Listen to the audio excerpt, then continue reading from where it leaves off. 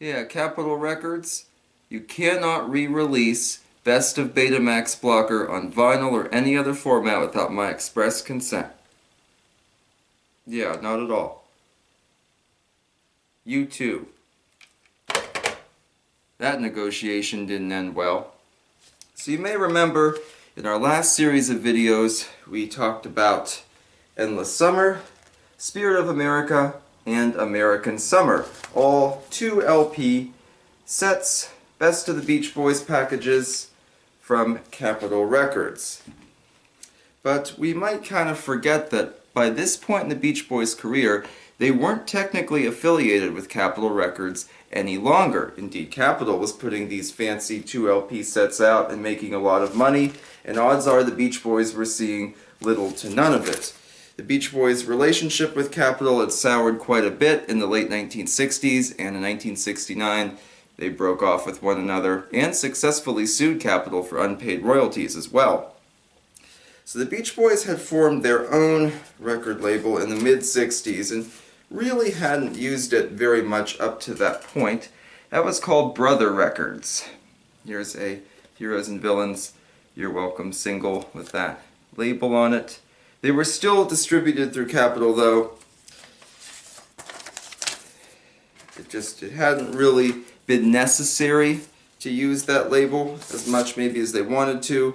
And when they shifted to Warner Brothers in the early 70s, we got the Brother Reprise. Here's a Honkin' Down the Highway Solar System single. This is later than what we're talking about today, but you can see the Brother Reprise logo at the top, the Appeal to the Great Spirit, and the letter R. They would be using Appeal to the Great Spirit as one of their logos. I wore my hat with that logo today.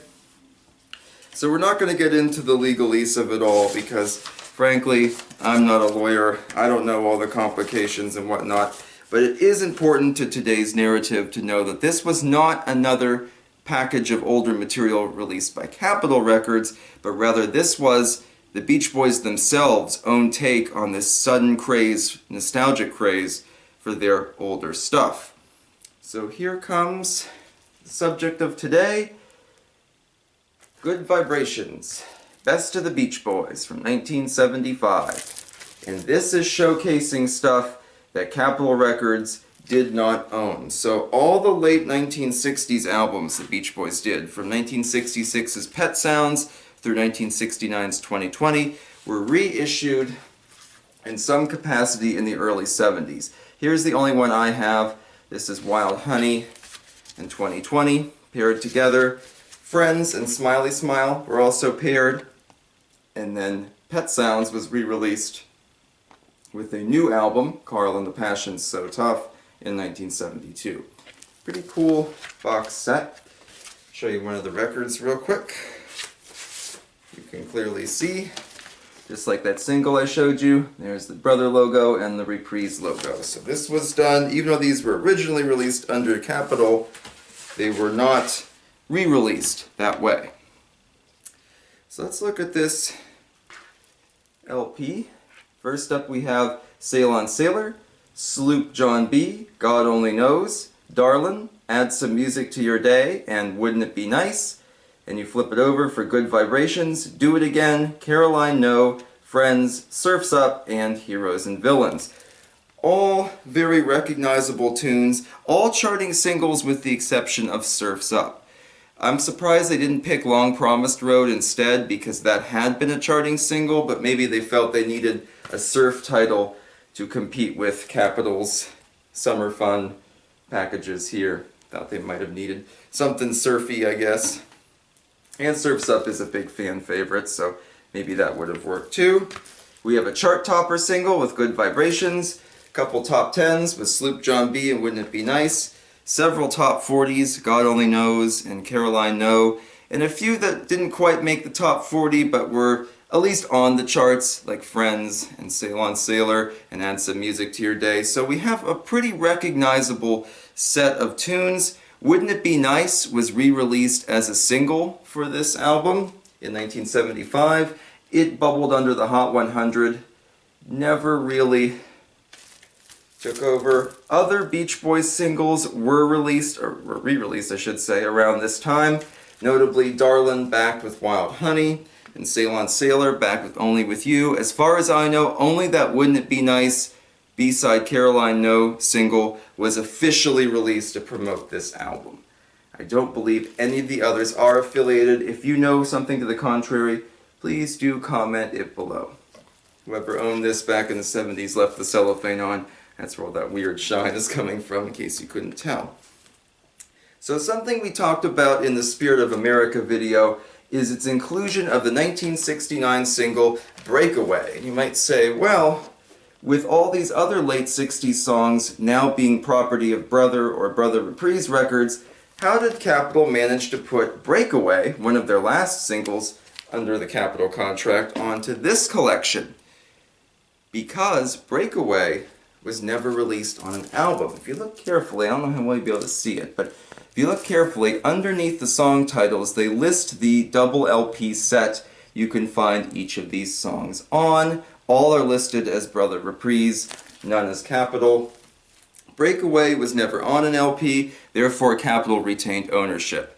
And in addition to using it as kind of a rarity track to promote Spirit of America, I don't doubt they also included it to give the Beach Boys the finger and say, hey, you think you own all your songs? Guess what? You don't.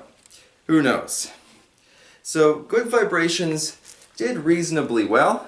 It peaked at number 25. Not as high as those other Capitol sets, the double LPs, but for a single release, I should say single LP release, that wasn't too shabby. Here you take a look at the actual record, side 1 and side 2. Did okay.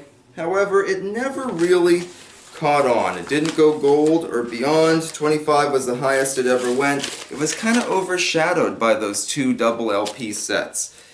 Because I guess you figure a new fan might be more familiar with those older songs, the beginning of their career, and they might be more enticed by a 2-record set versus a single record set. My biggest issue with the Good Vibrations record is that it didn't take it long to become obsolete. The next 2 videos in this series will cover every single song on here and then some. There's really no reason to own this today unless you want just a quirky little curio from the time. All this stuff has been released elsewhere. Really the first one in this series that we've talked about that doesn't have any, sort of unusual track, a weird album cut or a Christmas song or something that comes out of nowhere. It's pretty pedestrian, I think, and the problem with that is it becomes obsolete very quickly. It made it all the way to cassette. You can get it reel-to-reel, 8-track cassette, but those are pretty uncommon. I've never seen one in the wild, and I'm sure they're pretty expensive to buy online, so I kind of held off. I bought this for a couple bucks at an antique store, so I thought, that's good enough. If it had been any more than the $4 or $6 I paid for it, probably wouldn't have got it. Just an interesting thing to have, really. So it's not essential, it's not, really particularly remarkable, but it's a cool idea of what the actual Beach Boys were doing at this time in response to those big Capitol packages that were suddenly making the Beach Boys popular again, but also not really generating any wealth for them, nor were they promoting the Beach Boys' new image. Remember, they spent the whole early part of the 70s trying to rebrand themselves as this cool, hip new group. And here was, let's have fun at the beach. So, interesting stuff. Capitol, of course, would do all kinds of other stuff with the Beach Boys music. If you watch my video, Beach Boys on a Budget, we talk about the Pickwick records. We also talk some about the Capitol reissue campaign in the 80s with reissuing shortened versions of older Beach Boys albums for a new buying public. So, pretty cool stuff. And indeed the last major hits package for a long time, because in 1976 the Beach Boys finally churned out their comeback album, 15 Big Ones. We'll talk more about that in the next episode of the series and how that changed their career trajectory yet again. And we'll see where they ended up as we jump from the 1970s into the 1980s and see what sort of interesting compilations the Beach Boys have waiting for us. So please do comment below with your thoughts on this album or any of the Beach Boys releases from the 70s, including Ceylon Sailor, which I have several videos about. and I hope you have a good rest of 2022 and a good start of 2023. I hope to see you again in the new year for more fun times with the Beach Boys and VHS tapes and everything else here on Betamax Block Art. Wish you all the best, and please do comment below. Love hearing from you. Thank you.